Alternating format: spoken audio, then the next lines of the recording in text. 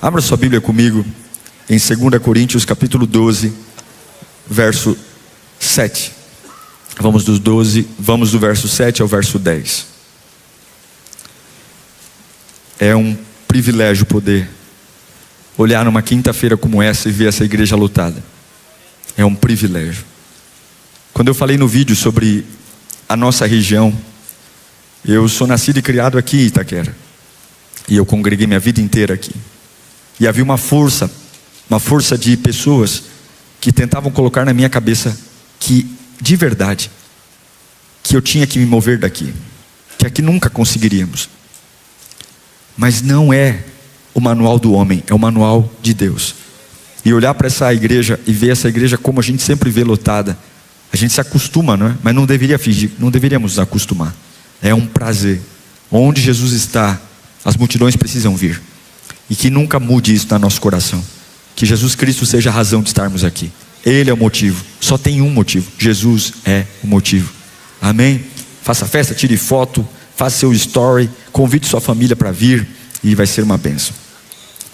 Você que está online é nosso convidado para vir aqui também, ok? 2 Coríntios capítulo 12, verso 7, Paulo fala assim, para evitar que eu me exaltasse por causa da grandeza dessas revelações, foi-me dado um espinho na carne, um mensageiro de Satanás para me atormentar. 3 vezes pedi ao Senhor que tirasse de mim. Ele, porém, me disse: a minha graça é suficiente para você, pois o meu poder se aperfeiçoa na sua fraqueza. Portanto, eu me gloriarei ainda mais alegremente nas minhas fraquezas, para que o poder de Cristo repouse em mim. Por isso, por Cristo, alegro-me nas fraquezas, nos insultos, nas privações, nas perseguições, nas angústias, pois quando eu sou fraco, é que sou forte. Feche os seus olhos. Eu não sei se você está cansado, eu não sei se você está estressado, mas só tem um jeito de a tua vida mudar: você dá valor à palavra. Não ouvir só com o ouvido, mas ouvir com o coração. Deixar que a voz de Deus penetre na sua alma. Enquanto você vai ouvindo a palavra, Deus vai te nutrindo, Deus vai te renovando, Deus vai tirando pensamentos obscuros, coisas que você já tinha até desistido. A palavra vai te animando de novo. A palavra tem um jeito de penetrar onde nada pode, dividir a alma do espírito, a junta e a medula. Esse é o poder do evangelho. Pai, nós oramos, vem até nós, vem até a igreja, quebra toda a maldição, vem até nós, livra-nos do mal, muda, Senhor, nossa vida, nossa mente. Queremos voltar para casa diferentes. Não é só mais um culto, é o culto da nossa vida, é o culto da transformação, é o culto da metanoia, é o culto onde o meu coração vai ser trabalhado para viver as tuas palavras e a tua promessa. Fala conosco, para os que estão aqui e os que estão online, diga graças a Deus. Esse é um texto conhecido. Paulo escreveu a carta de Coríntios para uma igreja em Corinto, claro, que valorizava muito a aparência espiritual. Eram pessoas pomposas, pessoas que exaltavam demais o poder da espiritualidade, o ritual, o formato, a beleza, o status. A igreja de Corinto era uma igreja que vivia pelo desempenho. Eles amavam o desempenho, eles amavam mostrar quanto eram grandes. E Paulo poderia entrar nesse jogo, porque Paulo era o cara. O começo do capítulo 12, Paulo começa a dizer que ele foi levado ao terceiro céu. Se tem alguém que poderia contar vantagem aqui, era Paulo. Ele teve uma experiência espiritual que basicamente ninguém teve. Mas Paulo não entra nesse jogo, mesmo tendo sido arrebatado.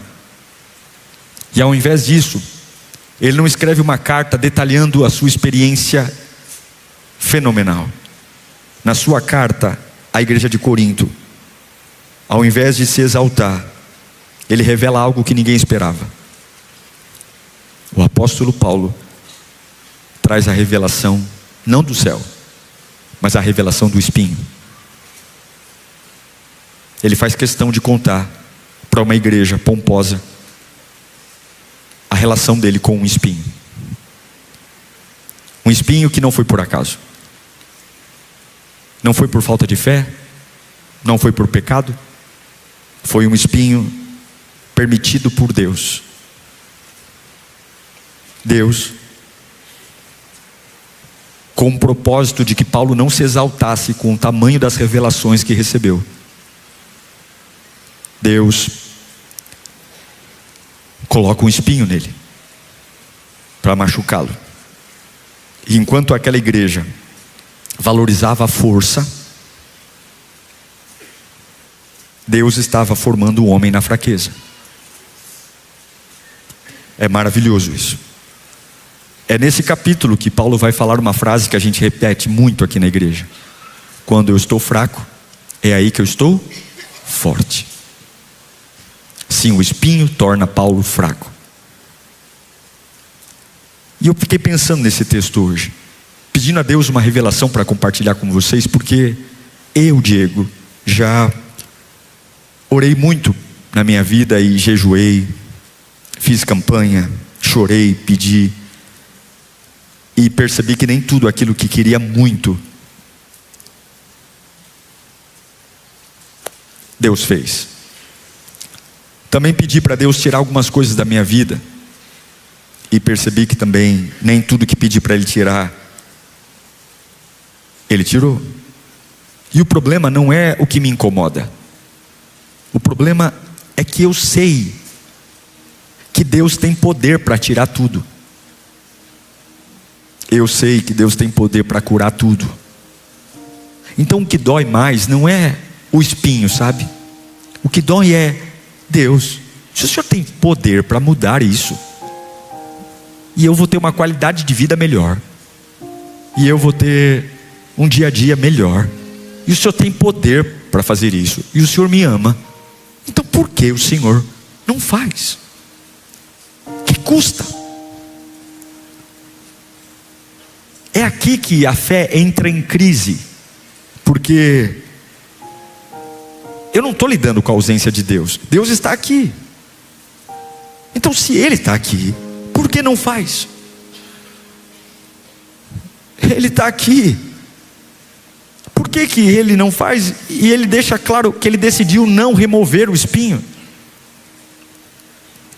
Paulo está dizendo: eu fui ao terceiro céu, eu vi coisas que ninguém viu, eu ouvi coisas que ninguém viu, e quando eu volto, depois de uma grandeza, o presente que eu recebo é um espinho, é uma dor, é um mensageiro de Satanás, como diz o texto, para me esbofetear. Que tem experiência com Deus, que a gente vive, que quanto mais profundo a gente vai, mais Deus precisa tratar o que você é para se tornar. Eu não sei para que eu estou pregando, mas esse texto deixa claro que espinhos não são acidentes. O espinho de Paulo não era um acidente. O incômodo que Paulo está vivendo não era um acidente. Paulo diz: foi-me dado um espinho na carne. Não foi coincidência, não foi azar, não foi macumba, não foi feitiço, não foi distração. Ele diz: foi-me dado um espinho na carne. Foi-me dado algo que incomoda. E aqui eu trago uma revelação: nem tudo que fere você, fere para destruir. Nem tudo que fere você, fere para destruir. Algumas coisas ferem porque Deus autorizou. Quem autorizou o espinho, por mais que seja o diabo que tenha feito, mas quem autorizou o espinho não foi o diabo. Quem autorizou o espinho foi quem? Foi Deus. Então esse texto me mostra que tem coisas que Deus autoriza para me ferir. Uau! Um mensageiro de Satanás. Quem está me ferindo é o inferno. O texto diz: o mensageiro de Satanás. Mas quem está permitindo o mensageiro de Satanás é Deus. E aí, pastor? Aí que até o diabo vira ferramenta quando Deus decide tratar alguém. Até o diabo vira ferramenta quando Deus decide esticar alguém, modificar alguém, fazer essa pessoa ter uma nova cabeça, um novo coração. Sim, Deus pode usar demônios, Deus pode usar teus inimigos, Deus pode usar crises. Deus não cabe na caixinha que você idealizou. Deus é Deus, Ele é Senhor.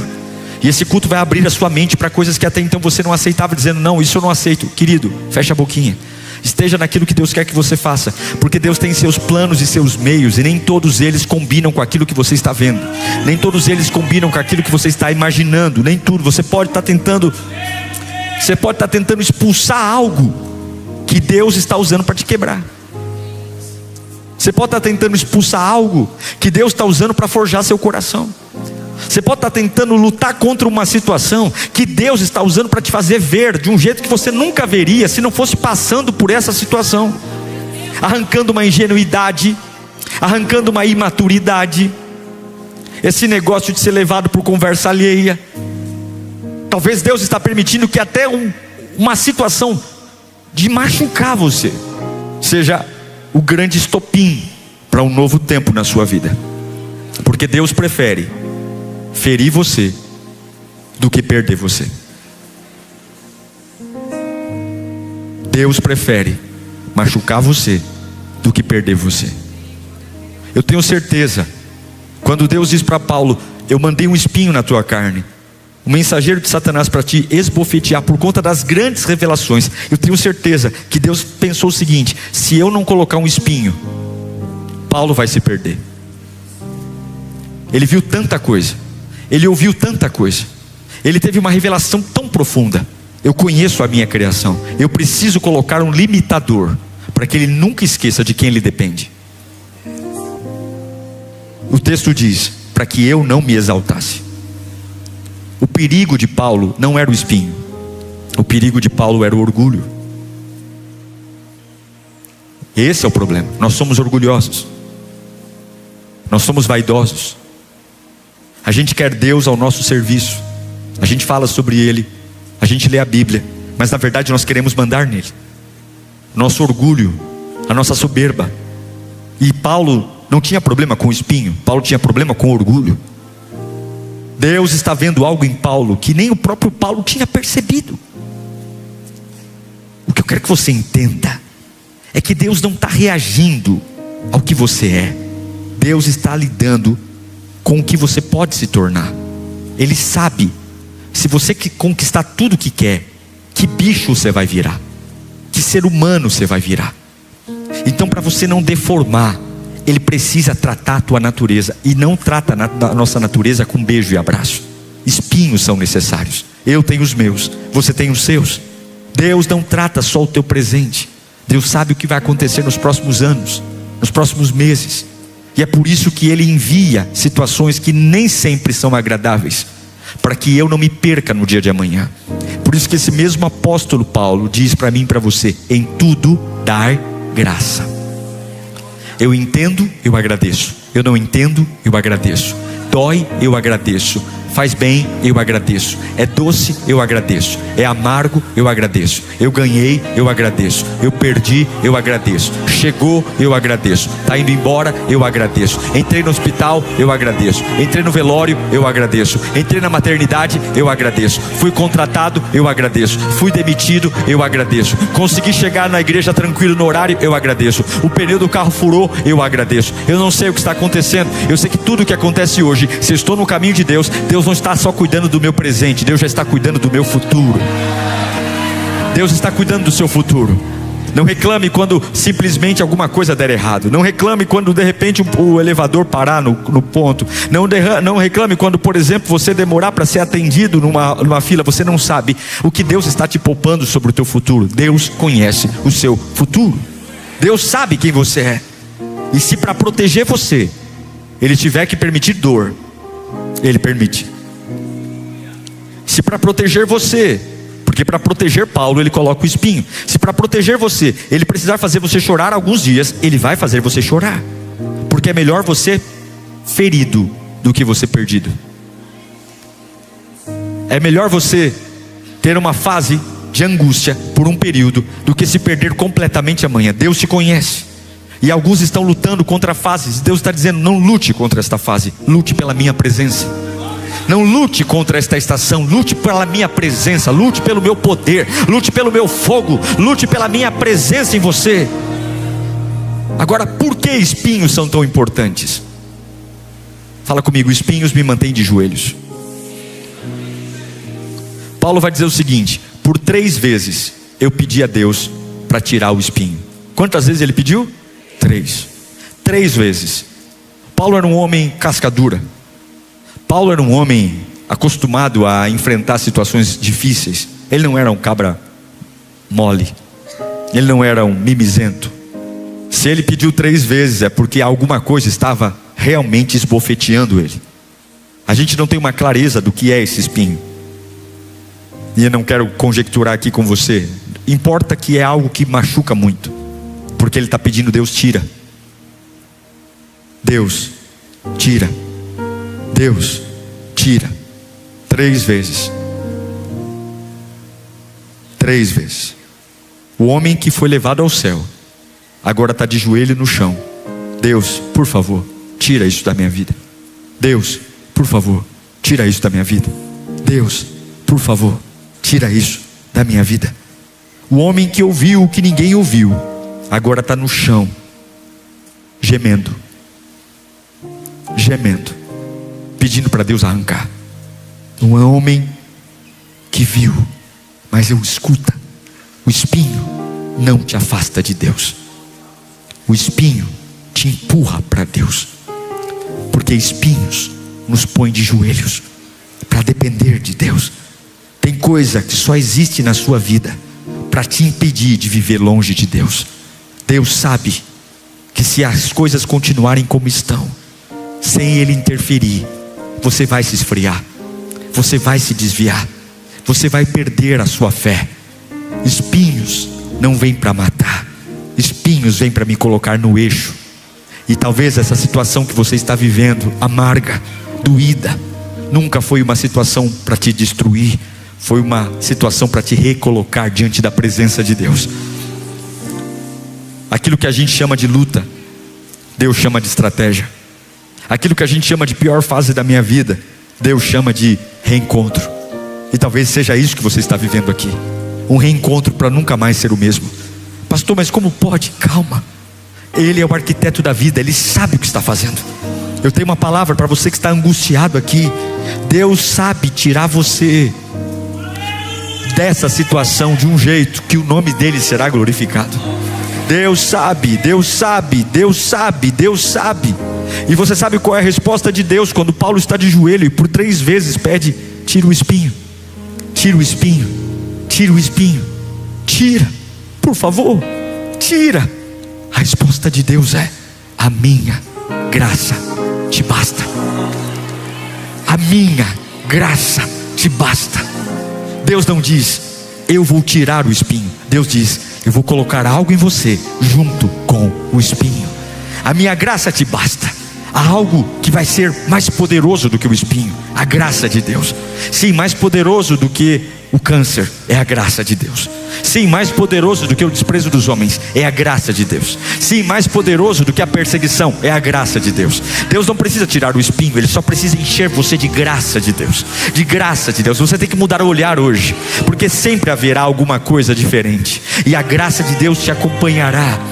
Agora escute, Paulo diz: tira o espinho, tira o espinho, tira o espinho. E Deus diz: a minha graça te basta. Paulo não pediu isso. Paulo disse: tira, tira, Senhor, por favor, tira.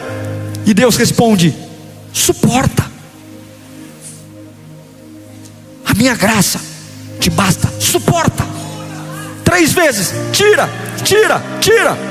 Uma resposta: suporta, suporta, suporta. Estou pregando para alguém aqui.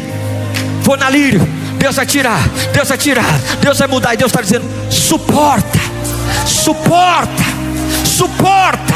É aqui o ponto mais profundo. Deus não respondeu ao pedido de Paulo, Deus respondeu à necessidade de Paulo. Deus está dizendo: eu não vou mudar o cenário, eu estou te dando estrutura para permanecer aí onde você está. Eu não preciso tirar o espinho, eu te darei capacidade de viver com ele, de enfrentá-lo, de suportá-lo. Eu quero declarar que há uma unção de força descendo aqui nesta noite. Você tem ficado em crises. Eu estou revoltado, pastor, eu não aceito, pastor, eu estou muito nervoso, eu já não durmo. Volta a dormir, bobinho, volta a dormir, bobinha, porque Deus não vai precisar mudar a tua necessidade só. Deus vai te dar poder no meio de tudo isso. Deus não vai tirar, Deus vai te dar estrutura para permanecer. Essa empresa não vai te enlouquecer, essa crise não vai te destruir. Você não vai viver à base de remédio, você não vai viver como um doido correndo pela casa, não vai levantar mais 4:30 da manhã, 3:30 da manhã e sentar na sala e ficar olhando para o nada, porque você não precisa que essa situação mude. Você precisa ter estrutura para aguentar o tranco. Deus sabe o que está fazendo, e no fim da história termina em honra. No fim da história o nome de Jesus não será envergonhado. Ninguém nunca envergonhou Jesus, ninguém nunca envergonha Jesus, e ninguém nunca envergonhará Jesus, e nunca o Filho de Deus será envergonhado. Você pode ser filho do capeta, e o filho do capeta será envergonhado, mas todos quanto receberam, foi-lhes dado o direito de serem feitos filhos de Deus. E filho de Deus não é envergonhado. O filho de Deus passa pelo vale, mas não morre no vale. O filho de Deus entra em situações adversas, mas não morre na situação adversa. O filho de Deus até pode sofrer o que todo mundo sofre, mas a mão de Deus o ergue, a mão de Deus o levanta. Eu declaro que a tua história não terminará em vergonha, porque se você for filho de Deus, nunca o nome de Jesus será envergonhado. Nunca o nome de Jesus será envergonhado. A sua casa não será envergonhada, a sua família não será envergonhada. Por quê? Porque a graça me basta, a graça me basta, a graça me basta, a graça me basta, a graça me basta, a graça me basta. Cheio da graça, a graça me basta. Eu levanto com a graça, eu trabalho com a graça, eu oro com a graça, eu vou enfrentar meus medos com a graça, eu entro em reuniões com a graça. Façam cara feia para mim, eu olho para vocês com a graça de Deus. Falem mal de mim, persigam-me, falem do meu nome, falem da minha família, falem da minha igreja. Eu olho para todos vocês e eu não brigo, eu suporto vocês com a graça, com a graça, com a graça. O médico diz que piorou, eu não vou brigar com o médico, eu não vou tomar chumbinho, eu não vou cortar o pulso. Eu pego o exame e enxergo o exame com a graça. É com a graça, é a graça de Deus. A minha graça te basta, Paulo. A graça de Deus, a graça de Deus, a graça de Deus. E aqui é uma revelação profunda, porque o texto diz que o poder não vem da força. Paulo diz, quer dizer, Deus diz para Paulo: o meu poder se aperfeiçoa na sua fraqueza.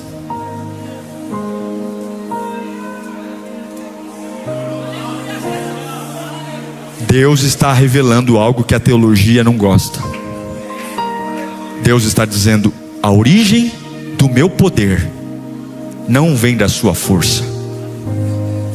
Porque quando você está forte, você fala: eu consigo, eu dou conta, eu resolvo, eu sei. Não, o meu poder se aperfeiçoa na sua fraqueza.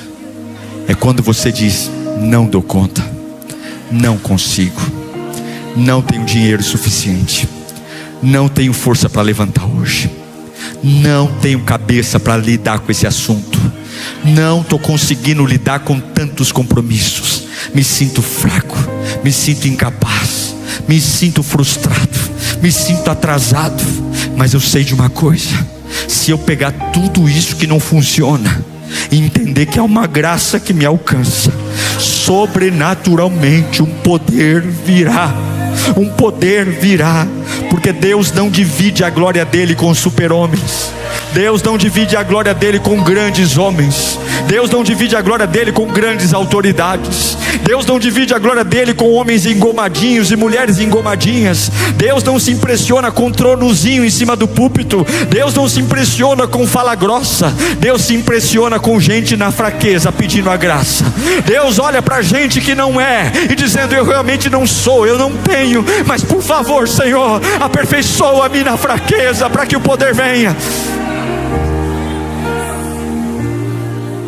Deus te fortalece onde você não consegue, porque enquanto você acha que dá, Deus não entra. Tudo na minha vida, tudo no meu ministério, tudo, há 19 anos, tudo que eu quis fazer, eu nunca tinha tudo na mão. Nunca. Eu nunca tive dinheiro para fazer o que Deus me mostrava. Eu nunca tive apoio suficiente. Nunca tive competência suficiente. Isso me forçava todos os dias a dobrar o joelho e dizer: se o Senhor não for comigo, eu quebro. Se o Senhor não for comigo, eu não dou conta. Porque o que Deus tem para mim é maior do que eu. O que Deus tem para mim eu não faço sem Ele. O que Deus tem para mim eu não consigo parar de buscá-lo. 1 segundo sem Ele, Satanás me atropela. Quando você diz: eu dou conta, Deus não entra. Mas quando você diz, olhe para mim, quando você diz assim: acabou,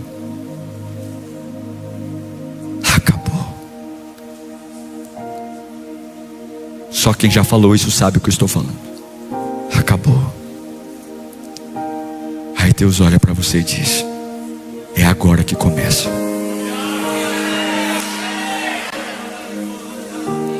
Três vezes: tira o espinho, tira o espinho, tira o espinho. Não vou tirar. Tá bom, Senhor, é agora que começa. O fim da sua força é o início do mover de Deus. O fim da sua força, a sua exaustão. Eu não estou pregando para quem está no boteco. Eu não estou pregando para quem está no prostíbulo. Eu estou pregando para quem saiu de casa e veio para a igreja. Eu estou pregando para quem veio atrás de Deus. Eu estou pregando para quem não sabe como resolver, mas sabe que Deus resolve. Eu sei que quando termina a sua força, quando você desaba no chão e fala: eu estou entregando tudo, Senhor, chega de tentar sozinho, chega, eu não sei nada, Senhor, está na tua mão. Quando você entrega tudo, o mover começa a acontecer. O mover começa.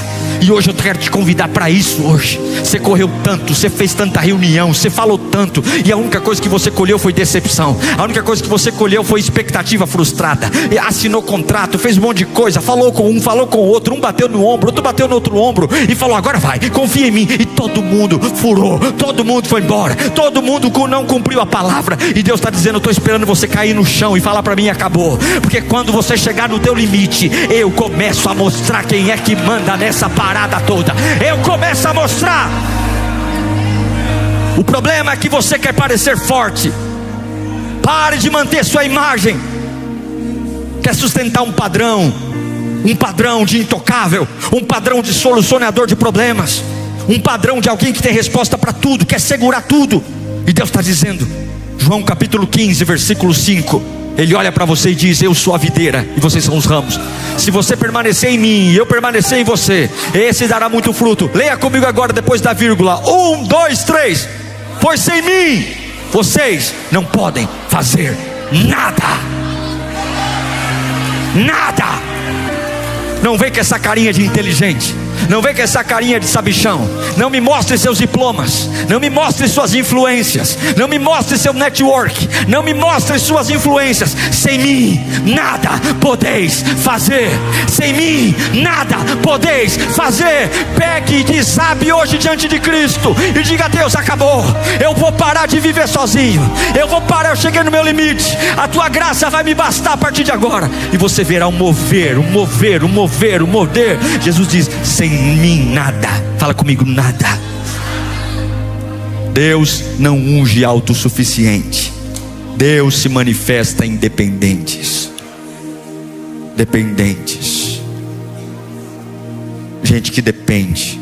Gente que olha e fala assim: Eu não sei, mas me dá 5 minutos que eu vou orar. Me dá 5 minutos que eu vou falar com Deus. Não, você tem que dar uma resposta para mim. Não, para, eu dependo dele. Eu não vou tomar uma decisão sem falar com ele. Eu não vou. E se eu não tiver paz, eu não vou. E aí Paulo, quando ouve, depois de pedir 3 vezes que a graça é suficiente, Paulo muda. Ele vai dizer: então agora me gloriarei nas fraquezas. Uau! Se a origem do poder é a fraqueza, então eu seria um tolo se reclamar delas. E aqui tem uma loucura espiritual. Ele não venceu o espinho. Ele entendeu que havia um propósito no espinho. Havia um propósito. E quando você entende o propósito, você para de lutar com o processo. Então peraí, então Deus tem planos por que eu moro onde moro, trabalho onde trabalho. Eu não vou lutar contra o espinho, porque espinho é um plano de Deus para cuidar do meu futuro. Opa, quando eu sou fraco, não quando eu melhoro, não quando cai dinheiro na conta, não quando eu venço, não quando eu consigo, mas quando eu sou fraco. É quando eu sou fraco. É quando eu olho no espelho e digo: como eu sou carente. Quando eu estou fraco. Porque fraqueza não é um problema. O problema é a independência. Nós estamos virando uma igreja num Brasil independente. Fazemos coisas e não oramos. Não temos temor, não temos reverência.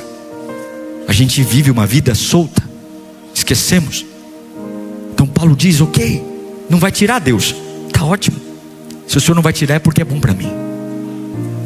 Quantas coisas você pede para Deus tirar? Há 10 anos Ele não tirou. E você, ao invés de buscar a graça de Deus no meio de tudo isso, você entra em crise. E na sua cabeça o amor de Deus se manifesta em tirar o espinho. E Deus diz: por te amar eu não vou tirar. Eu sei quem você pode se tornar se eu tirar isso de você. Eu conheço seu coração. Eu sei que você se perderá. Mas isso não é para te punir, isso é para te alinhar. O que falta é você buscar a minha graça e o meu poder. Eu não sei para quem eu estou pregando aqui, mas tem pessoas cansadas de tentar sustentar algo dentro de si.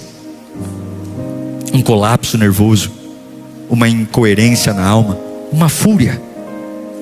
E eu sei que tem gente cansada de fingir força, fingir alegria, porque o espinho não sai. E Deus está dizendo: eu não vou tirar isso de você. Eu vou te sustentar nisso. Eu vou te sustentar nisso. Eu vou cuidar de você nisso. A situação continua sendo difícil, mas eu vou te sustentar nisso. Eu tenho um plano para você. Deus não vai tirar você, Deus vai sustentar você. Deus vai fortalecer suas pernas. Suas pernas não vão vacilar. Deus vai fortalecer seus braços. Você vai ter braços fortes. Deus vai fortalecer sua cabeça. Sua cabeça vai ser rápida para curar. O diabo vai mandar seta, laço, dardo inflamado, e você vai logo voltar para o pensamento correto. Deus vai fortalecer suas mãos para serem firmes e fortes. Deus vai fortalecer o seu corpo para que você não adoeça. Deus não vai aliviar para você. Deus vai sustentar você no meio de tudo isso. Deus diz: agora eu não vou remover, porque eu tenho um sonho de me manifestar no meio de tudo isso que você está vivendo. Essa casa torta, essa empresa torta, essa situação torta, ela vai permanecer torta por um período ainda, mas eu me manifestarei no meio de tudo isso. Confie em mim. Eu vou aparecer no meio de tudo isso. Eu darei a você resposta. Você não vai parar. Eu estarei com você. Você vai ver o meu poder como nunca viu. Eu estou pregando para gente aqui que vai se deparar com glória durante o dia. Você vai dizer: o espinho não dói mais. Por quê? Porque ele ficou mais leve? Não, porque a graça de Deus me anestesiou. Hoje eu vou andando e as pessoas vão entender: eu conheço sua história, rapaz. Eu conheço sua história, mulher. Por que você não chora mais como antes? Por que você não reclama mais como antes? Por que você não chora? Por que você não cai na cama? Por que você não bebe e fuma como antes? E você vai dizer: a situação é exatamente a mesma, mas a graça de Deus tem me sustentado todos os dias da minha vida. Há um poder que flui na fraqueza. Há um poder que flui na fraqueza. Eu estou pregando para alguém aqui. Há um poder que flui na fraqueza. Deus sabe qual é a sua luta, minha irmã. Eu sei que tem pessoas aqui passando por situações que estão dizendo: Senhor, me tira daqui, me socorre. Deus está dizendo: confia em mim. 1000 cairão ao teu lado, 10.000 à tua direita. Sabe o que é isso? Isso é um massacre, gente. Sabe o que é isso? Isso é um massacre. 1000 morrendo de um lado, 10.000 à direita. Quem está no meio vai dizer: eu sou próximo a morrer. Deus está dizendo: não acontecerá mal algum a você. Eu estou com você. A minha graça te basta. Deus está tentando cuidar de você. Se Ele tirar o espinho agora, Ele perde você. Se Ele facilitar para você, Ele perde você. E tem coisa na sua vida que não saiu. Escute isso, não porque Deus te abandonou, mas é porque Deus te ama demais para te deixar do jeito que você ficaria sem isso. Se Ele tira isso, a versão que vai surgir é uma versão horrível. Então Ele segura. Eu tenho muitos medos, você também tem. Mas uma coisa eu tenho certeza: quem conhece o meu futuro é o Senhor Jesus. E Deus não está só protegendo o seu conforto, Deus está protegendo o seu caráter. Todos os dias eu peço a Deus que o meu coração não se embriague. Todos os dias eu peço a Deus que nenhum crescimento de igreja me faça me tornar arrogante. Eu fico muito feliz quando as pessoas ficam surpresas e falam: nossa pastor, você é simples. Isso para mim não me ofende, é uma alegria, porque eu tento me parecer com Jesus. E eu fico pensando todas as vezes que venho à igreja: se Jesus fosse o pastor desta igreja, onde ele estaria? Tenho certeza que ele não estaria dentro de uma sala, ele estaria lá na porta recebendo vocês. Eu tenho certeza que se Jesus fosse o pastor desta igreja, ele seria diferente. Jesus é o nosso modelo. Mas no meio de tudo isso nós temos medo. E um dos medos que eu tenho é de meu coração se perder pelo orgulho. É de um dia olhar no espelho e dizer: olha tudo que eu fiz com a minha liderança. Olha tudo que eu fiz com o meu talento de pregação. Olha tudo que eu fiz com a minha eloquência. Não. Não. E eu quero que você se preocupe também com a sua vida. Se você está prosperando, crescendo, se você tem tido a graça e o favor de Deus sobre a sua vida, todos os dias, olhe no espelho e diga para si mesmo: eu sou um miserável, cego, pobre e nu, e o valor que tenho vem de um Cristo que fez tudo por mim. E eu não preciso que Ele mude a minha situação, eu só preciso que Ele me fortaleça para suportar até o dia que Ele queira fazer algo. Deus está formando alguém hoje. Você vai aguentar esse peso, meu irmão, minha irmã. Você que tem chorado, você vai aguentar esse peso.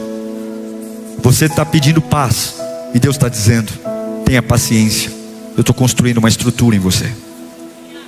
Se eu tirar você daí agora, você não tem a estrutura que eu quero que você tenha. Calma. Você está pedindo para sair e Deus está dizendo: fica, porque eu tenho algo para revelar. Fica, porque eu tenho algo para te mostrar. Eu sei que dói, mas se parar de doer, você também vai parar de buscar. Se parar de doer, você vai esfriar. Então Deus permite, não porque Ele gosta de te ver ferido, Deus permite porque Ele sabe quem você pode ser sem Ele. Eu encerro dizendo: esse espinho não é seu inimigo, é o que está impedindo você de virar alguém que Deus não pode mais usar.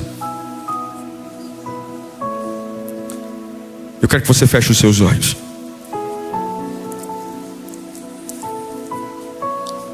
Eu quero que você, nesse momento, não olhe para aquilo que te incomoda, sabe? Eu quero que você peça ao Senhor para usar a sua fraqueza. Qual é a sua fraqueza? A de Paulo era o espinho.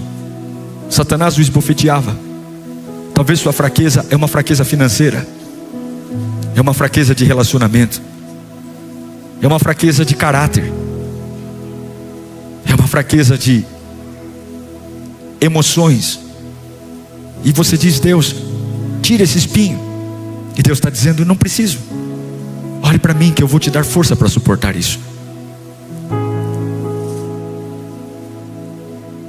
Eu preciso gerar estrutura em você. Eu sei quem você pode se tornar. O espinho que você quer que eu arranque é exatamente o lugar que Deus escolheu para habitar.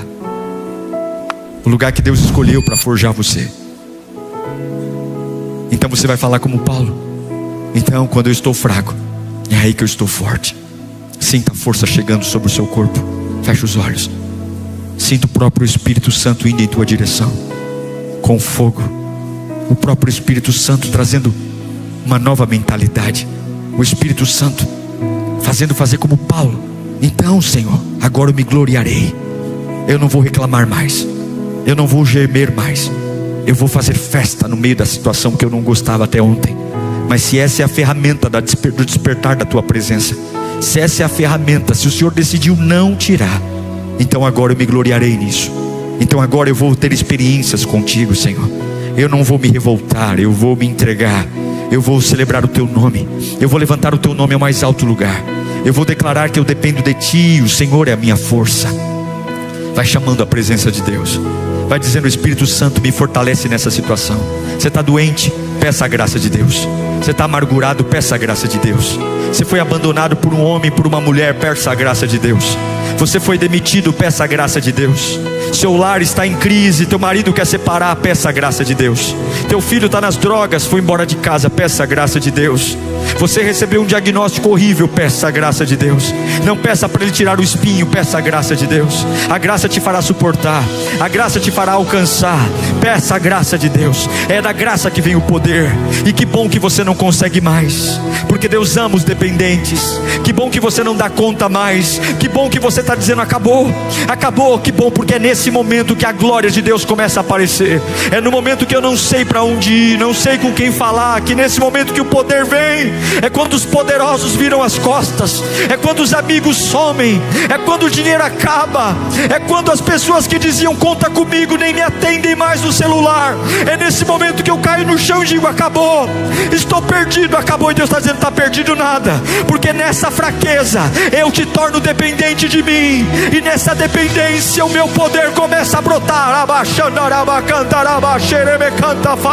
O meu poder te levanta, o meu poder te ergue, o meu poder te capacita. Você pode se colocar em pé nesse instante. É o poder de Deus. Nós vamos orar por esse poder. Eu queria que você fechasse os olhos só mais um pouco. Eu queria que você olhasse para a área que mais te preocupa da sua vida. Eu tenho certeza que a área que você mais se preocupa é a área que você mais cuida. A área que você mais se preocupa é a área que mais está nas tuas mãos. O que é que mais te preocupa? Eu tenho certeza que é a área que você segura. Você faz tudo para dar conta. E perder isso na tua cabeça vai arrebentar você. E Jesus está dizendo: enquanto você estiver forte nisso, cuidando disso, eu não entro nisso. Mas a hora que você olhar para mim e falar: Deus, acabou, eu não dou conta, eu não vou morrer por isso, Senhor, por favor. Deus está dizendo para você: mostre-me sua fraqueza, não sua força, que o meu poder virá sobre você. Não tenha vergonha de mostrar sua fraqueza. Não tenha vergonha de mostrar sua fraqueza. Não tenha vergonha. Você tem sido forte para muita gente. Você tem feito cara de mal para muita gente. Você tem dito para muita gente que você é bom. E Deus está dizendo: seu tolo, o meu poder não se aperfeiçoa na sua força, o meu poder se aperfeiçoa na sua fraqueza. Até quando você se fará de forte para mim? Até quando você se fará de forte? Derrame-se diante de mim, peça ajuda. Quando você estiver fraco, eu começo a cuidar para você. Diante de mim, reconheça a tua impotência, a tua fraqueza. Levanta a tua mão se você puder e comece a apresentar a tua fraqueza ao Senhor. Apresenta a tua fraqueza. Começa a dizer o que você não dá conta mais. O que é que você não dá conta mais? O que é que você não consegue mais? O que vier que você não consegue mais, Senhor, nós queremos apresentar-te nossa fraqueza, queremos apresentar-te nossos limites, Senhor, queremos apresentar-te o nosso cansaço, Pai, e clamamos, Pai, pela nossa fraqueza. Manda poder, Senhor. A gente não quer ser artista, a gente não quer fazer tipo, Senhor, nós queremos de Ti, dependemos de Ti. Comece a buscá-lo agora, comece a buscá-lo com tudo que você puder, comece a buscá-lo com toda a força que há no seu coração, comece a pedir a graça de Deus, no meio da fraqueza, a graça de Deus te faz forte. Você vai suportar sim, você vai aguentar sim, você vai suportar sim, você vai aguentar sim. O poder de Deus desce do alto da cabeça à planta dos pés. Você não vai morrer, você não vai enlouquecer, você não vai quebrar, você vai vencer.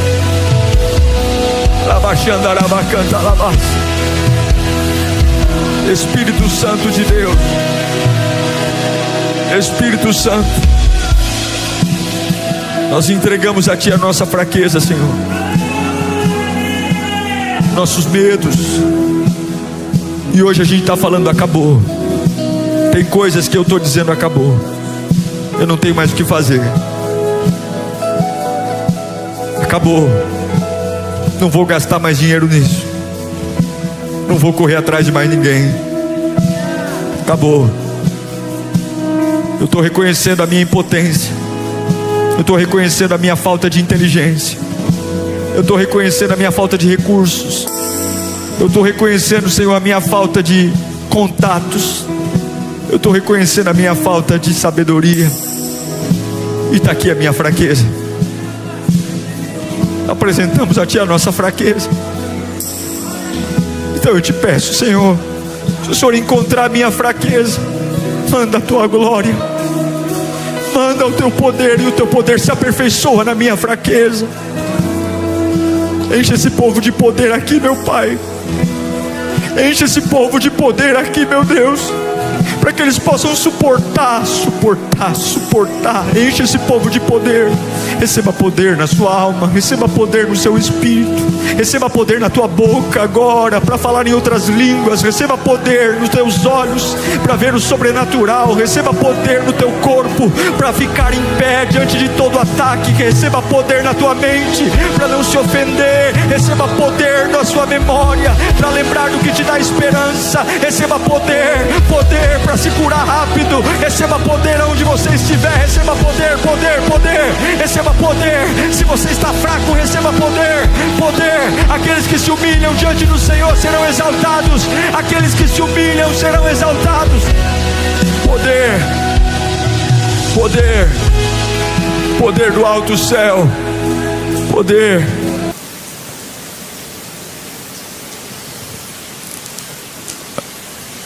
Diz assim a palavra de Deus: ao fim daquele período, eu, Nabucodonosor, levantei meus olhos ao céu e percebi que o meu entendimento tinha voltado. Então louvei ao Altíssimo, honrei e glorifiquei aquele que vive para sempre. O seu domínio é um domínio eterno, o seu reino dura de geração a geração. Todos os povos da terra são como nada diante dele. Ele age como lhe agrada, com os exércitos dos céus, com os habitantes da terra. Ninguém é capaz de resistir à sua mão, nem de lhe dizer o que me fizeste. Naquele momento voltou-me o entendimento, e eu recuperei a honra, a majestade e a glória do meu reino. Os meus conselheiros e os nobres vieram me procurar. O meu trono me foi restaurado, e a minha grandeza veio ser ainda maior. Agora eu, Nabucodonosor, louvo, exalto e glorifico ao Rei dos céus, porque tudo o que ele faz é verdadeiro, e os seus caminhos são justos. Ele tem poder para humilhar os que vivem com arrogância. Lemos agora Daniel capítulo 5, verso 22. Mas tu, Belsazar, o sucessor dele, não te humilhaste, embora soubesse de tudo isso. Curve sua cabeça. Peça ao Espírito Santo para falar de um jeito como nunca antes você ouviu. Não porque tem oratória, não porque sou eu que estou pregando, mas porque a presença dele está aqui. Fala conosco, Senhor, nós precisamos tanto de Ti. Nosso coração precisa Te ouvir. Nossa alma precisa entender que há um controle acima do meu. Ajuda-nos na nossa pequena fé, na nossa incredulidade. É o que nós te pedimos, em nome do Senhor Jesus, para a glória de Deus Pai. Oramos e confiamos nele, para a glória de Deus. Tem muita gente aqui que sabe muito, e sabe porque procurou saber, estudou, leu, aprendeu, e nessa busca por conhecimento, você sabe o que é certo, você sabe também o que a Bíblia diz. Pode nem ser um grande leitor da Bíblia, mas são poucas pessoas que são ignorantes entre o que é certo e o que é errado. A gente sabe. A verdade é que todos nós sabemos o que tem que ser feito. O problema não é a falta de informação. O problema é a falta de submissão, a falta de obediência.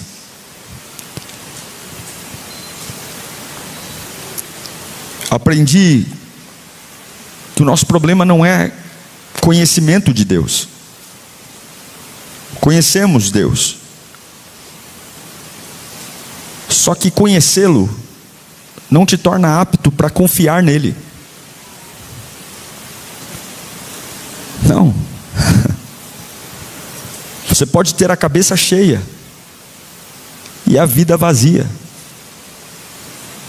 Você pode ter muito conhecimento e a vida oca. A Bíblia nunca chamou conhecimento de sabedoria. A sabedoria não vem do eu sei, eu sei, eu sei, eu sei. Não. Sabedoria vem do eu faço, eu faço, eu faço, eu faço. Mas nós não nos orgulhamos do fazer. Quantas pessoas a gente encontra e fala assim: olha, meu marido não vem à igreja, mas olha, ele é um homem tão conhecedor da palavra.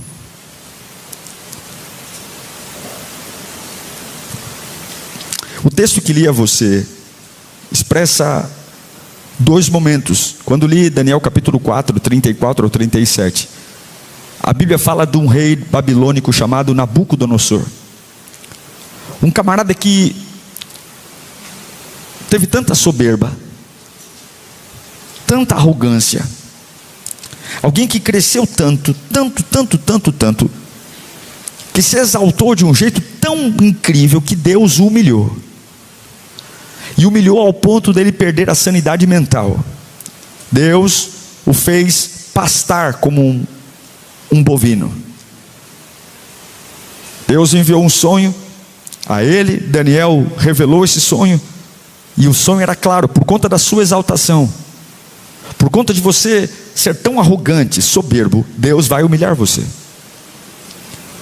Enquanto ele pastava com uma mente de animal, a Bíblia diz que ele olha para Deus no meio daquela humilhação, e quando ele olha para Deus, Deus lhe dá uma nova oportunidade, porque ele olha para cima e adora o Senhor. E quando ele olha para cima e adora, Deus devolve a ele a sua sanidade mental. E aí ele diz: olha, Deus devolveu a minha dignidade, Deus devolveu a majestade do meu reino, Deus devolveu o meu trono. Porque enquanto ele estava sendo humilhado, ele olhou para cima. No capítulo 5 de Daniel, que foi o segundo texto que li com você, Nabucodonosor já morreu, e agora temos um segundo rei, o sucessor de Nabucodonosor, Belsassar. E esse texto que li é Daniel enfiando o dedo na cara de Belsassar, diante de uma cena, porque Belsassar estava dando uma festa. E no meio daquela festa arrogante, ele pega utensílios do templo de Jerusalém, que ele trouxe, quando ele invadiu Jerusalém, ele trouxe para a Babilônia, e ele começa a usar os utensílios sagrados da casa do Senhor de forma leviana. E a Bíblia diz que existe no meio daquela situação um ambiente onde Deus coloca um sinal que ninguém entende. E ele chama Daniel, assim o mesmo Daniel que revelou o sonho do Nabucodonosor, que virou animal e depois olhou para o céu e Deus devolveu a ele a dignidade. Agora Beltsazar chama Daniel e ele quer que Daniel se sinta bem, porque ele sabe que Daniel é um homem de Deus. Mas Daniel, ele deixa claro, ele olha para Beltsazar e fala para ele: você não se lembra do que aconteceu com Nabucodonosor?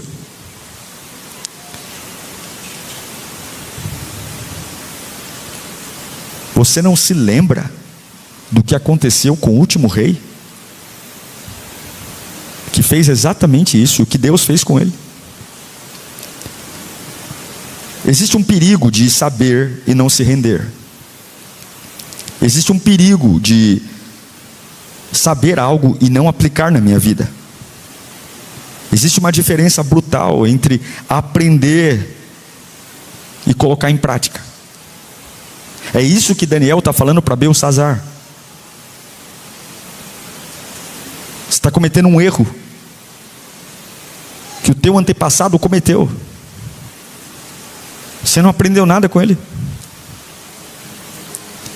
Você não lembra dele.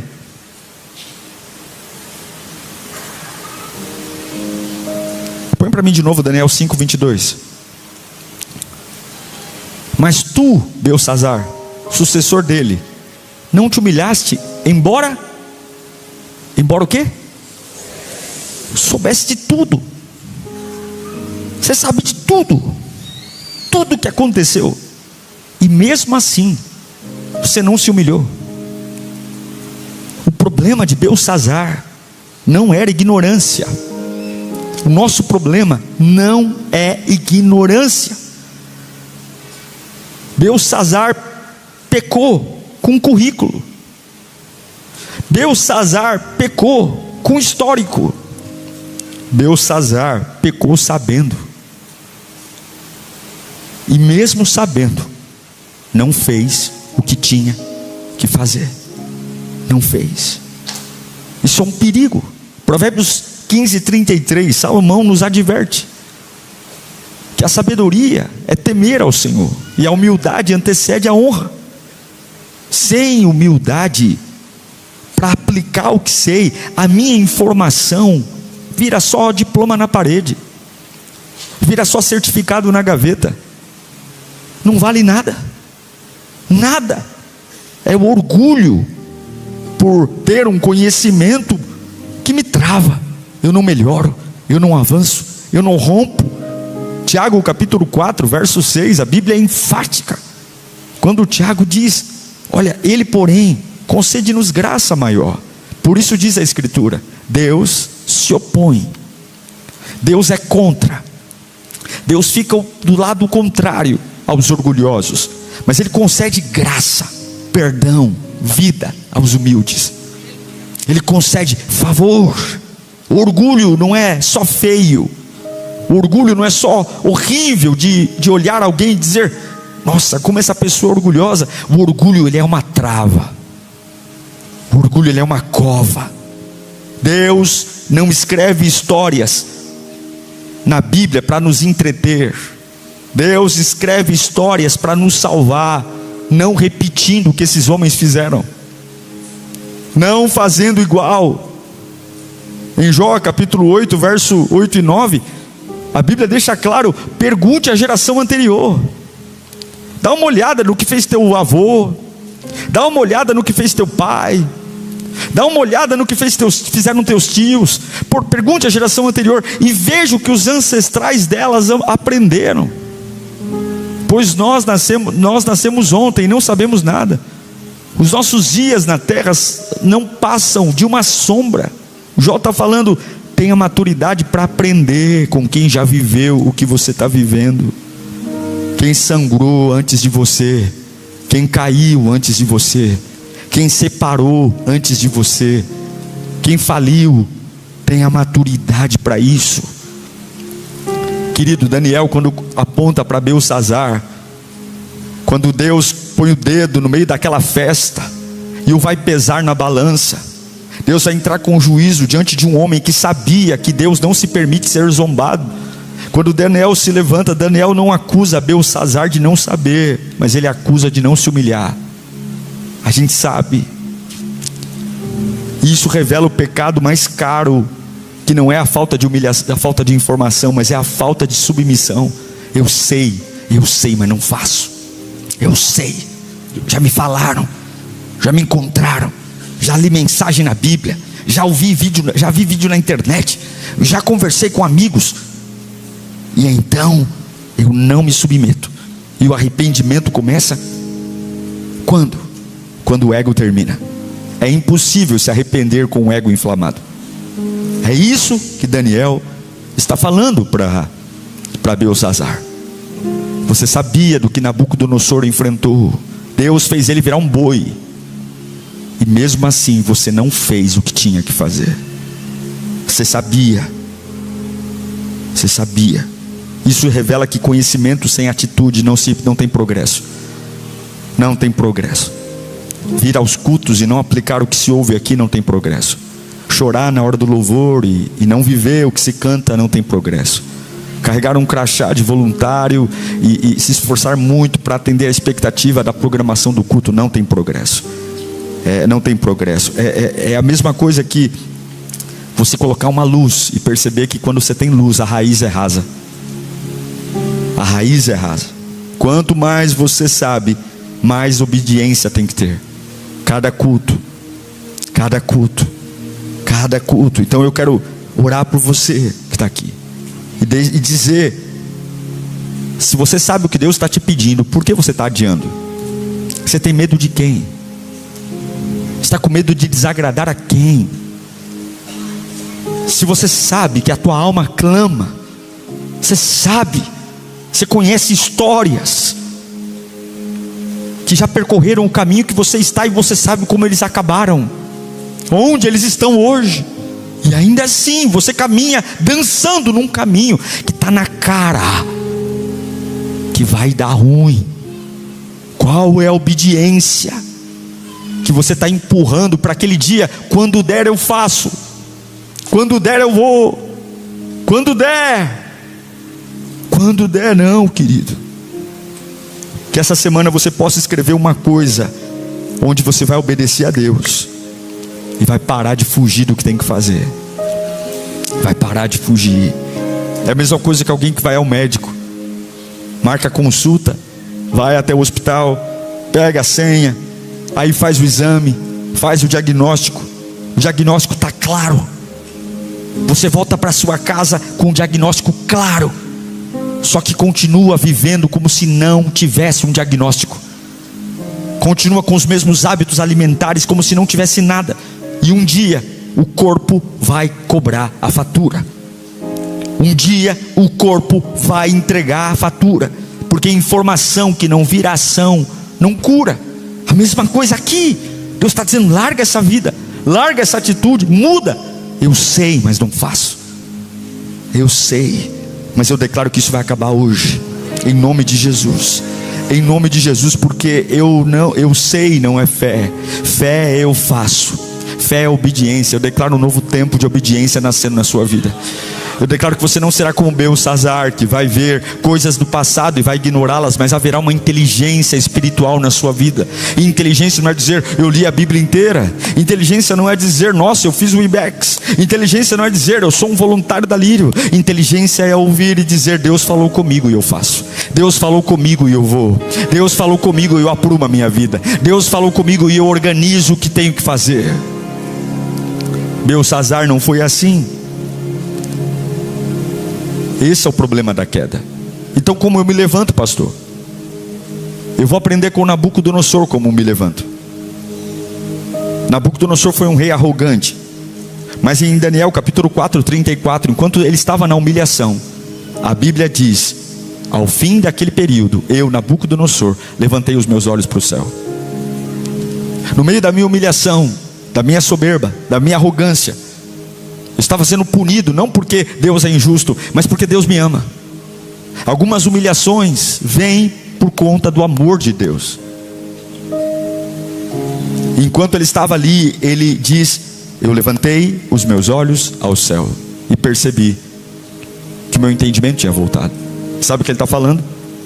Eu levantei os olhos para o céu e eu lembrei quem é Deus e quem eu sou. Tem dias que você tem que lembrar quem é Deus e quem é você. Tem dias que você tem que lembrar quem é Deus e quem é você. Porque tem dias que nós achamos que nós somos Deus. Daniel mostra: levantei os olhos aos céus. Põe de novo para mim. Levantei os meus olhos aos céus. No meio da humilhação, ele estava pastando como animal. Levantei os meus olhos ao céu e percebi que o meu entendimento tinha voltado. A minha sanidade mental tinha voltado. Ele olhou para cima e voltou o entendimento. Será que não é isso que a gente precisa? Pastor, como é que eu paro essa loucura? Será que não é só uma olhada para cima e dizer: Ele é Deus, eu sou eu? Será que não é isso que eu preciso? Ele não diz: olhei para cima e o meu dinheiro voltou. Olhei para cima e o trono voltou. Olhei para cima e a minha imagem foi restaurada. Não, olhei para cima e a minha sanidade, o meu entendimento voltou. Porque dinheiro sem entendimento não vale. Trono sem entendimento não vale. Família nova, restaurada, sem entendimento não vale. A minha sanidade voltou. Porque o orgulho não é só pecado, o orgulho é loucura. E Deus vai matar toda a loucura da sua vida hoje. Nós vamos sair desse culto com o nosso entendimento restaurado. Quem é Deus e quem eu sou. Quem é Deus e quem eu sou. E coloca para mim de novo o versículo 34 aqui, olha. E quando ele olhou para cima, então o que ele fez? Louvei ao Altíssimo, honrei e glorifiquei aquele que vive para sempre. O seu domínio é um domínio eterno, e o seu reino dura de geração em geração. Quando ele olhou para cima, o entendimento foi restaurado. A primeira coisa que ele fez foi louvou ao Senhor, adorou ao Senhor. O que veio na boca dele foi louvor e adoração, honra ao eterno. Porque quando Deus devolve a sanidade, Ele restaura a sua vida interior, Ele restaura o seu coração, Ele restaura o prazer em adorar, o prazer em estar em sua presença. Jesus fala isso claramente em Mateus 6,33. Buscai primeiro o reino de Deus e a sua justiça. Olha para cima e todas as demais coisas vos serão acrescentadas. Olhe para cima e a paz que excede o entendimento. Olhe para cima e você terá a força necessária. Olhe para cima e eu te darei conhecimento, sabedoria. Olhe para cima e eu te darei o caminho certo. Olhe para cima, a resposta não está em você. Olhe para cima, que você vai perceber que os meus anjos estão acampados à tua volta. Olhe para cima, é quando você volta o eixo para Deus, você percebe que o resto é resto e Deus é tudo. Provérbios 15:33, ele vai dizer, Salomão vai gritar para mim e para você algo tão poderoso. A instrução da sabedoria é temer ao Senhor, é olhar para cima e respeitá-lo. Eu não entro num lugar que não respeite a Deus, eu não estou em conversas que não respeitem a Deus. E quem teme ao Senhor, a humildade antecede a honra. Deus exalta, Deus levanta. Ah, meu querido, Nabucodonosor voltou para o trono, não quando ele disse que era bom, mas quando ele disse: Deus é Deus, Deus é Deus, Deus é Deus. Quanta arrogância tem que ser quebrada nesta manhã. Tiago capítulo 4 verso 6, a Bíblia diz que Deus dá graça ao humilde e Ele se opõe aos orgulhosos. Graça não é prêmio do forte, graça é sustento para quem se rendeu. Graça é comida. O teste não é se você sabe, o teste é se você obedece. O teste não é quanto você leu, o teste é quanto você pratica. O teste não é quanto você chora, mas o teste é quanto você levanta os olhos, mesmo numa humilhação, mesmo numa fase ruim, e você levanta os olhos e fala: Deus, recupera a minha mente, recupera a minha cabeça, eu quero te louvar. Ainda em meio ao capim que estou comendo, ainda em meio ao sereno que cai sobre minhas costas, eu quero dizer: santo é o nome do Senhor, porque Tu és Deus, e eu sei quem eu sou. Eu sei. A sanidade mental volta quando ele olha para o céu, mesmo que as circunstâncias estejam as mesmas, tudo igual, mas esse é o primeiro milagre de uma mudança interna. Deus não começa restaurando você por fora, Deus restaura você por dentro. Quando você olha para Ele, por dentro. Não adianta pagar a conta e estar podre por dentro.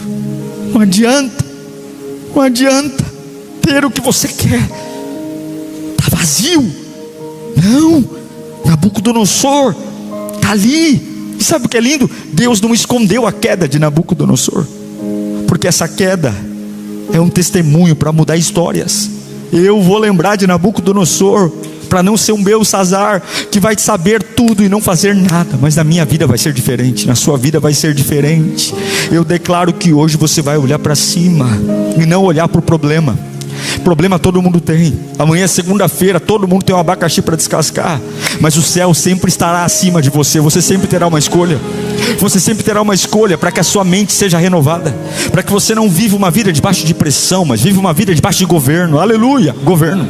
Deus vai governar, cada escolha é sua. Deus tem um jeito de costurar onde tudo fica perfeito. Deus não escreve certo por linhas tortas, não. Deus as escreve certo na linha certa. Ele te dará governo, Ele te dará poder. Troque o orgulho pelo louvor. Pastor, eu ainda estou no meio da humilhação. Mas a hora que você levanta o olho para cima, as palavras começam a brotar. Um novo cântico. E a atmosfera é intencional. Quem entra num lugar com a intenção de deixar o lugar pesado, deixa o lugar pesado. Quem entra num lugar com a intenção de quebrar o clima, quebra o clima. Quem entra num ambiente com a intenção de arrancar o sorriso do rosto de todo mundo, arranca. Mas quem entra num ambiente com a intenção de levar a paz de Deus, leva a paz de Deus. Quem entra num ambiente com a intenção de trazer sorriso, dança, festa, porque o que dá ambiente não é cor de parede, o que dá ambiente não é iluminação, o que dá ambiente é o que mora dentro de você. Talvez seja por isso que tua casa é tão ruim, porque você não levanta os olhos para cima, você levanta os olhos para baixo, você abaixa os olhos, você olha para o lado. E Deus está dizendo hoje: você não precisa de mais dinheiro, você precisa de uma mente que olhe para cima. E eu devolvo quem você é hoje. Eu devolvo a você o que você é hoje. Não só o que perdeu, mas muito mais. Pare de competir com Deus pelo controle. O controle não é seu. Imagine um pai que coloca um filho no carro e dá ao filho um volante de brinquedo, e aquela criança fica sentada do lado do passageiro com aquele volante, e ele aperta botão, ele acelera, desacelera, mas chega um momento que ele vira o volante e ele percebe que o volante dele não dá ordens, o carro não obedece, e a criança fica irritada, e o pai diz: filho, você está segurando um brinquedo, é um brinquedo, você não está segurando um carro de verdade. E é por isso que tem muita gente exausta, porque sua vida não está nas suas mãos. Se você acha que tem um controle, tudo que você tem é um brinquedo. E é por isso que você está tão cansado, porque você quer jogar sua vida para um lado e não vai, para o outro não vai. E você diz: uau, nada funciona. E Deus está dizendo: o volante verdadeiro está nas minhas mãos. Será que não é por isso que você não dorme? Será que não é por isso que você não come? Será que não é por isso que o seu casamento é um inferno? Porque você quer conduzir sua vida com um volante de brinquedo? Deus nunca te dará o volante. O volante é dele, ele comprou você com o seu sangue. E se você está subindo ou descendo, sua função é descansar naquele que tem o volante em suas mãos. E uma paz que excede o entendimento guardará a sua cabeça e o seu coração. Oh, meu irmão, muita gente fica exausta porque está tentando controlar, e Deus não te chamou para ser Deus. Deus te chamou para confiar nele. Deus não te chamou para abrir o mar, Deus te chamou para colocar o cajado. Aleluia. Deus manda eu te dizer hoje: você vai renascer neste culto. Sim, Belsazar sabia e não fez.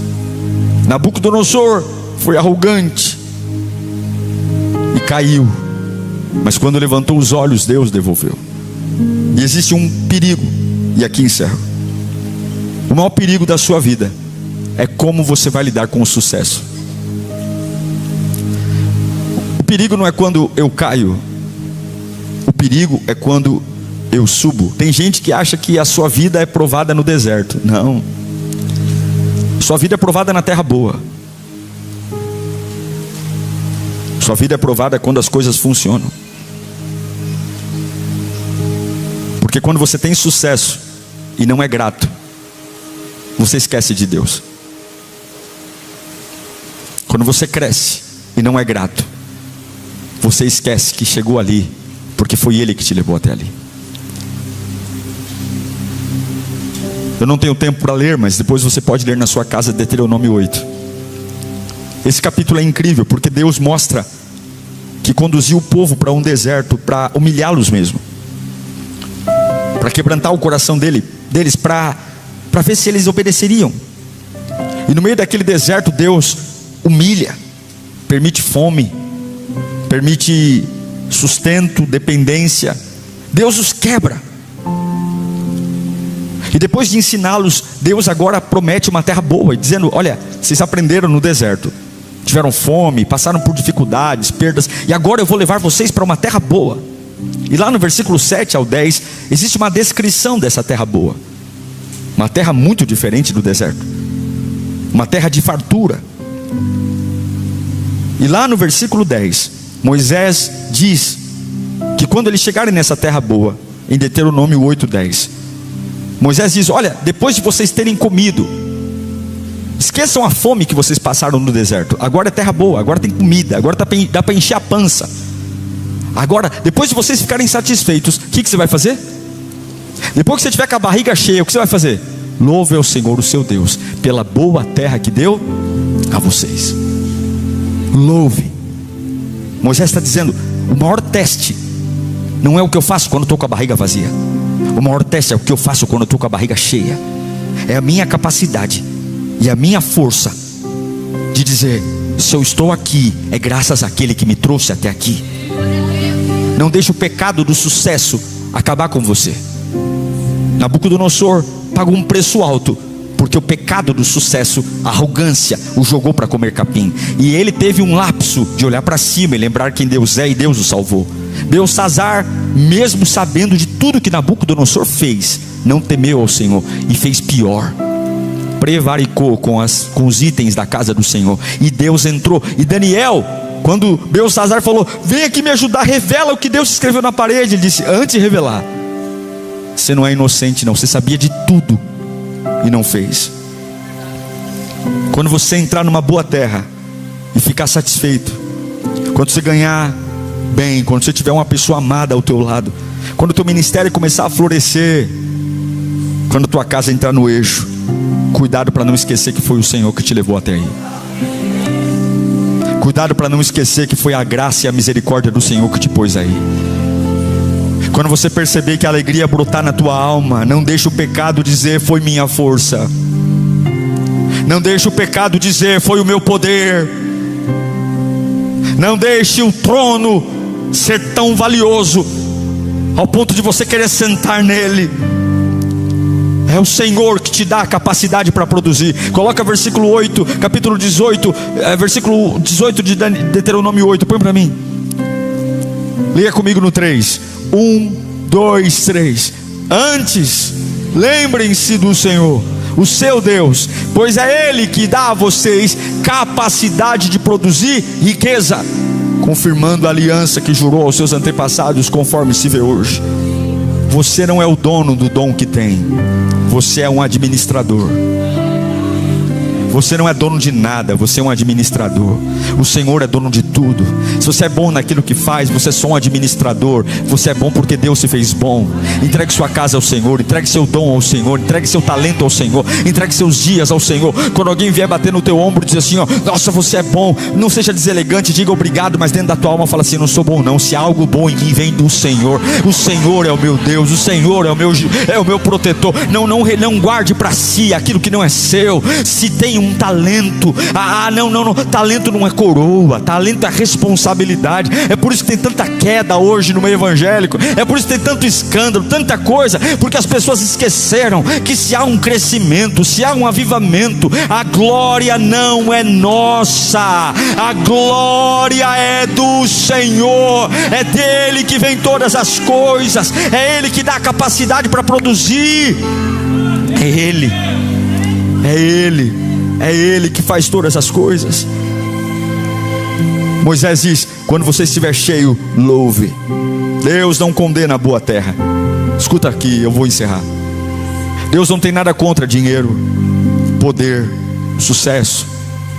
Deus não tem nada contra você ter uma vida próspera. Deus não é contra a prosperidade. Prosperar é bom quando eu lembro quem é o autor da minha prosperidade. E então prosperidade precisa de altar e não de ego. Eu lembrar: oh Deus, que contrato maravilhoso eu fechei. Obrigado, Senhor. Obrigado. Oh Deus, que maravilha. Que bom, está todo mundo em casa bem. Meus filhos estão na escola agora, minha esposa está no trabalho, eu estou trabalhando. Que coisa maravilhosa. Obrigado, porque é o teu favor na nossa casa. E eu vou lembrar para o meu filho que por mais que papai trabalhe, por mais que mamãe se esforce, esse pão que está na mesa, esse café com leite que a gente vai tomar, é o Jeová Jiré que trouxe. É o Deus da providência, que deu força a papai, que deu estratégia a mamãe. E nós estamos trabalhando debaixo de uma bênção. Eu quero declarar em nome de Jesus: celebre o que Deus tem te dado, mas não idolatre o que Deus tem te dado. Não se apegue a um carro, se apegue à presença. Não se apegue a uma casa, se apegue à presença. Não se apegue a uma posição social, se apegue à presença. Não se apegue a um título: eu sou líder, se apegue à presença. Agradeça antes de você gastar, antes de você entrar numa loja e passar o cartão de crédito, antes de ficar comprando como um viciado, usando o teu cartão de crédito como cocaína, usando o teu cartão de crédito como droga. Se é um viciado, não, antes de você pensar em gastar R$1, agradeça ao Senhor por ter te dado o que tem. Agradeça antes de você querer se aparecer. Quero saber como é que eu me destaco, eu quero saber como é que eu cresço aqui na igreja. Sirva antes de querer aparecer. Sirva. Jesus diz: quem quer ser o primeiro, seja o último. Quem quer ser o maior, seja o menor. Quem quer ser servido, sirva. Quando você faz isso, a soberba é sufocada, a arrogância é sufocada. Você levanta os olhos, e quem levanta os olhos recupera a sanidade. Quem levanta os olhos recupera a mentalidade. E quem recupera a mentalidade louva na cisterna, louva na fornalha, louva no pior lugar, louva na prisão. Se a sua agenda lotou e Deus saiu da sua agenda, rasgue essa agenda. Ah, pastor, eu tenho muito patrimônio, e Deus saiu da tua vida. Vende o patrimônio, doa o patrimônio, bota fogo no patrimônio, porque o que coloca você em pé não são as coisas que Deus pode te dar. O que coloca você em pé é o abraço do Espírito Santo, é o fogo da sua presença, é a glória de um Pai poderoso. Sucesso sem gratidão vira idolatria, e você não é idólatra, você é adorador. Adorador, adorador, adorador. Coloque-se em pé em nome de Jesus. Eu queria que essa semana você escolhesse uma coisa para obedecer a Deus. Uma. Você vai escrever, saindo desse culto, algo que você vai obedecer a Deus, que Deus tem pedido a você. Quero pedir também que você crie um hábito de agradecer a Deus por 7 dias, 3 vezes ao dia. Todos os dias, nos próximos 7 dias, você vai agradecer por algo, e essa é a mesma situação 3 vezes por dia. Manhã, tarde e noite.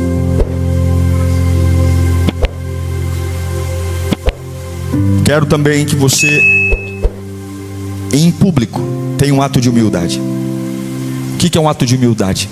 No café da manhã, na hora do almoço, no jantar, no ônibus, no metrô, no Uber, contar para alguém com muita simplicidade as mudanças que Deus fez em você.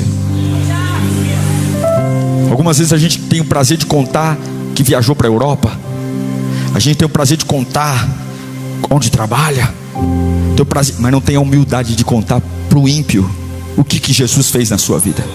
e fala assim: ó, eu era um camarada atrapalhado, eu era alguém difícil, ninguém acreditava em mim, eu era uma pessoa desonesta, mas Jesus me encontrou. Vou te contar a minha história. Ah, não me conta uma história não, essa é a melhor história para eu te contar. É a história que me arranca lágrimas até hoje. Eu lembro quem eu era, eu lembro que eu não valia nada, e hoje pessoas confiam em mim, porque a graça de Deus mudou tudo. Mudou tudo. Lembrou? Vai lembrar? Uma obediência que você não faz, mas vai fazer essa semana e de agora em diante. 2, um hábito de gratidão nesses próximos 7 dias, 3 vezes por dia. E vai contar para alguém com muita simplicidade a mudança que Deus fez em você. Belsazar sabia, mas não se humilhou. Nabucodonosor caiu e aprendeu. Quem você é hoje? Alguém que cai e aprende? Ou alguém que sabe tudo e não faz? A maioria das vezes que eu aconselho alguém no meu gabinete, eu sinto assim, com muito carinho e gratidão. Eu entendo que meu papel é ouvir, mas algumas pessoas, enquanto as ouço, eu fico pensando: o que elas querem ouvir? Porque ela sabe o que tem que fazer. Ela só não quer se render. Eu sei não salva, eu obedeço salva. Quero que você feche os seus olhos. Pense em Deus agora. Tanta coisa a gente sabe e não faz. Mas será que não é dia de você olhar para cima hoje? Será que não é dia de você falar: Espírito de Deus, devolve a minha sanidade mental, devolve o meu entendimento, e eu quero te adorar. Pai, nós oramos agora e pedimos perdão pelos nossos pecados. Pedimos perdão pela arrogância, pedimos perdão pela soberba, pedimos perdão pelas vezes que nos embriagamos com o sucesso, com a paixão. Pedimos perdão que deixamos que as pessoas influentes ao nosso lado nos seduzam com seus estilos de vida, com suas propostas. Gente vazia, gente oca, querendo me influenciar, gente que não tem uma vida real. E hoje eu estou aqui, Senhor. Eu quero, no meio da minha realidade, no meio dos meus problemas, eu quero levantar meus olhos, e eu quero lembrar quem Tu és, Senhor. Eu quero lembrar quem Tu és, meu Deus. Porque não adianta eu saber e estar vazio. Eu quero viver de verdade, eu quero fazer, eu quero deixar um legado para minha geração. Eu não quero ser Belsazar que sabe e não faz. Eu levanto os meus olhos para que os meus lábios Te louvem. Eu levanto os meus olhos para que a minha boca confesse: só o Senhor é Deus. Você pode levantar os teus olhos, levantar as suas mãos. Talvez você está debaixo de decreto de morte. Talvez você está vivendo a fase mais doída da sua vida. Talvez você está sendo humilhado de todo lado. Mas levanta a tua mão, reconhece que Deus é Deus hoje. Reconhece que Ele é o Todo-Poderoso. Eu não sou, minha empresa não é meu pai, não é minha mãe, não é meu chefe, não é meu amigo, não é meu namorado, não é meu dinheiro, não é meu talento. Só o Senhor é Deus, só o Senhor é Deus. Deixa a tua boca adorar agora, deixa a tua boca adorar agora, deixa a tua boca adorar. Faça como Nabucodonosor. A Bíblia diz que enquanto ele adorava, Deus devolveu o trono. Enquanto ele adorava, Deus devolveu a roupa. Enquanto ele adorava, Deus devolveu a dignidade. Enquanto ele adorava, Deus devolveu a honra do seu trono. Enquanto ele adorava, enquanto ele dizia santo, santo, a realidade era a mesma, a realidade era a mesma, mas ele adorava. A situação era a mesma, mas ele olhava para cima e dizia: santo é o nome do Senhor, santo é o santo, santo, santo, santo. Deixa seu irmão do lado te ouvir dizendo: santo, santo, santo, santo, santo, santo, santo. Deixa o poder de Deus se tomar. Pastor, eu não tenho dinheiro, mas você pode olhar para cima. Pastor, eu não tenho paz na terra, mas eu posso olhar para cima. Eu não tenho apoio, mas eu posso olhar para cima. Eu estou sozinho, olha para cima. Dá o volante para Ele. Eu declaro que Deus se toma agora. Eu declaro que a alegria do Espírito Santo te enche. Oh, receba poder.